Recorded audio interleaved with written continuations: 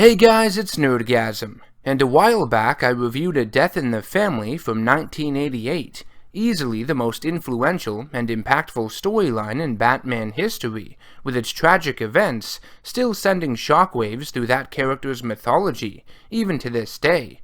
But I wanted to turn my head to the Marvel side of things and look at a Spider-Man story, one that shares many similarities with the events of A Death in the Family, in terms of tragedy, loss, and overall significance. I am of course referring to 1973's The Night Gwen Stacy Died, which depicted the abduction of Peter Parker's then-girlfriend, Gwen Stacy, and her untimely death at the hands of the Green Goblin. Let's not waste any time and dive right in.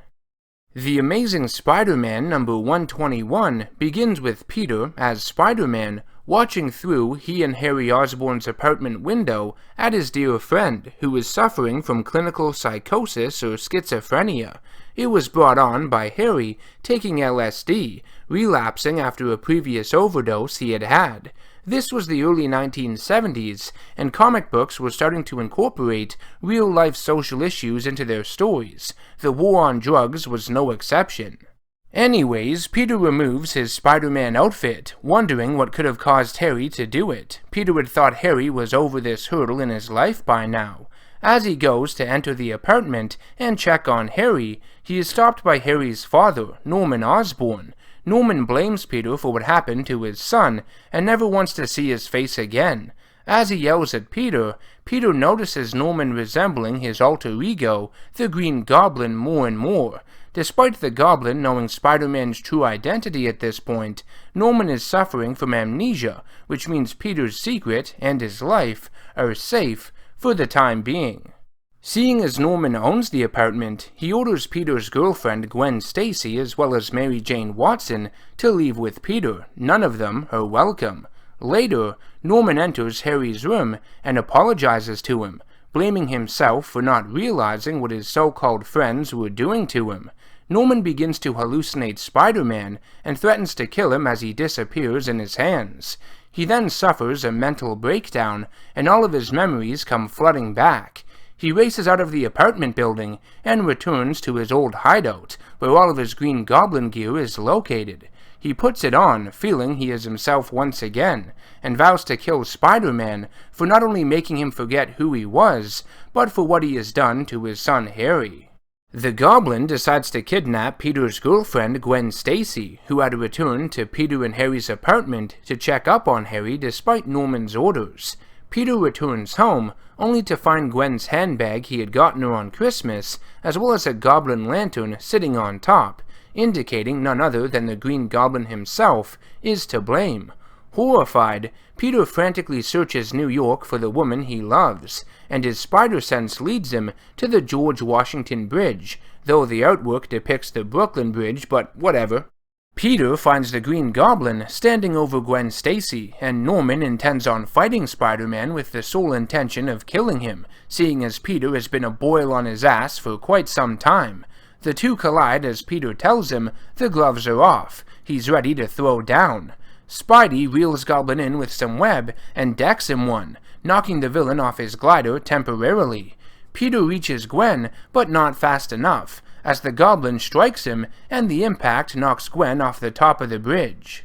Almost without thinking, Spider-Man instinctively fires a web at Gwen's body, hoping to catch her before she hits the water. Miraculously, he does, and begins pulling her up, believing he has done the impossible. Sadly, Gwen remains lifeless and Spider-Man realizes she has died. The Green Goblin taunts his foe, telling Peter that she would have died from the fall regardless, even before she had hit the ground. Enraged and cradling the body of Gwen Stacy in his arms, Spider-Man vows to kill the Green Goblin for what he's done.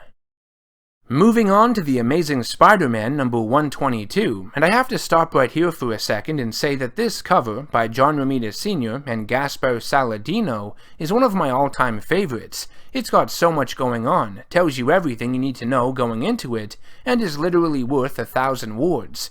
I have a blown-up version of it framed and hanging on my wall. Anywho, Gwen Stacy, the love of Peter's life, is now dead, and the Green Goblin is responsible, promising to end Spider-Man's life just like he did his girlfriend's.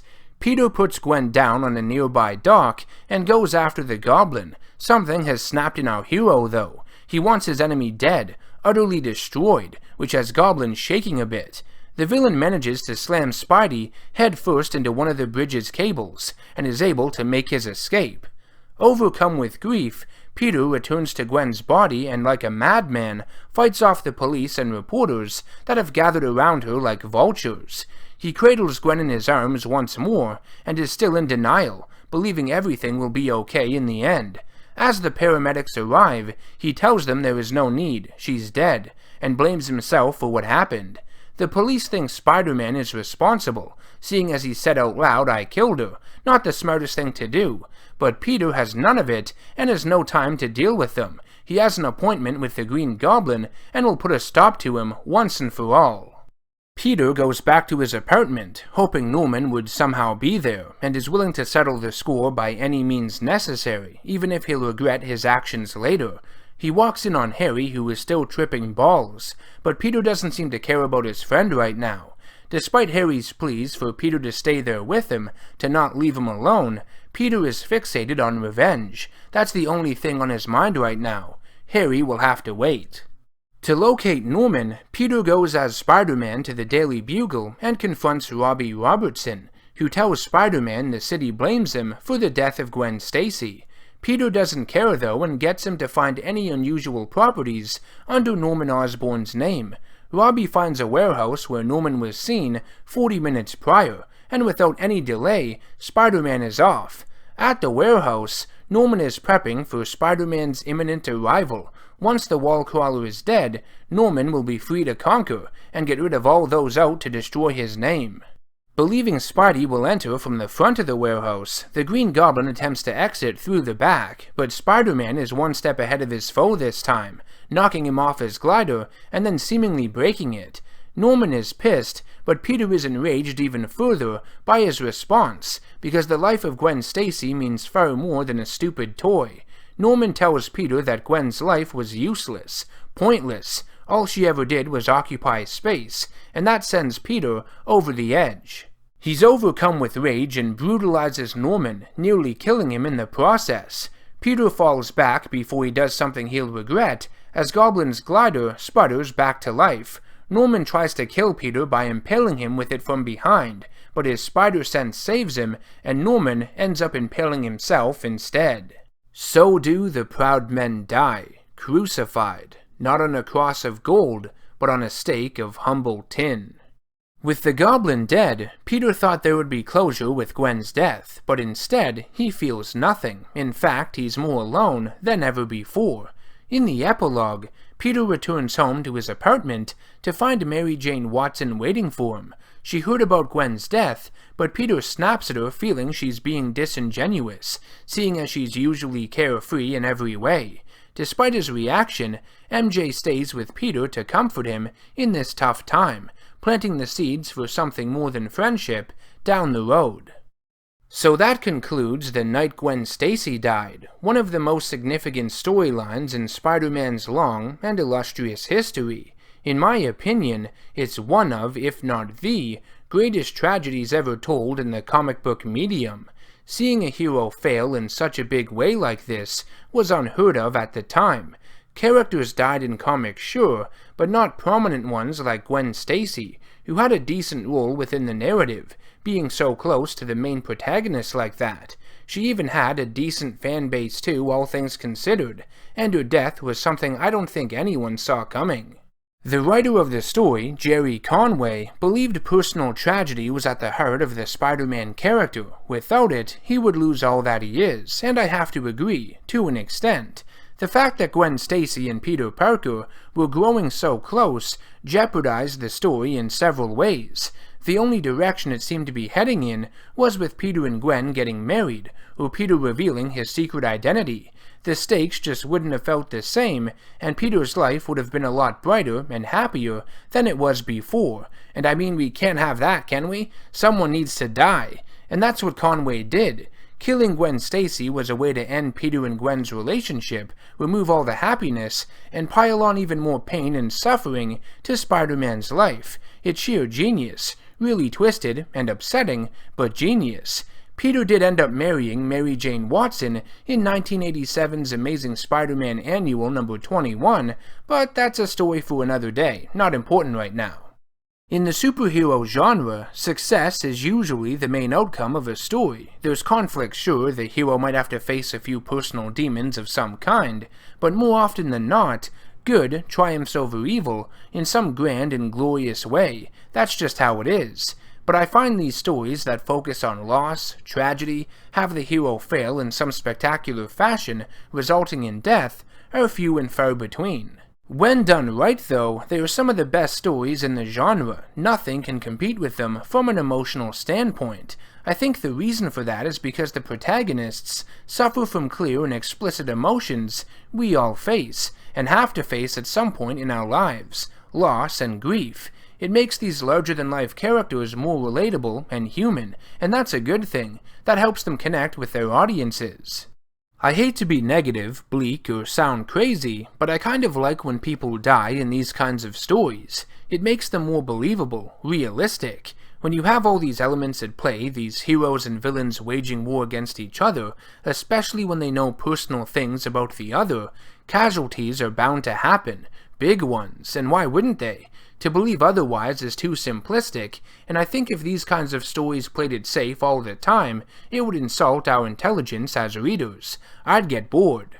On top of that, when you have heroes like Spider-Man contemplating revenge and murder, going against everything they stand for, that doesn't tarnish their character in any way. All it's doing is challenging them further.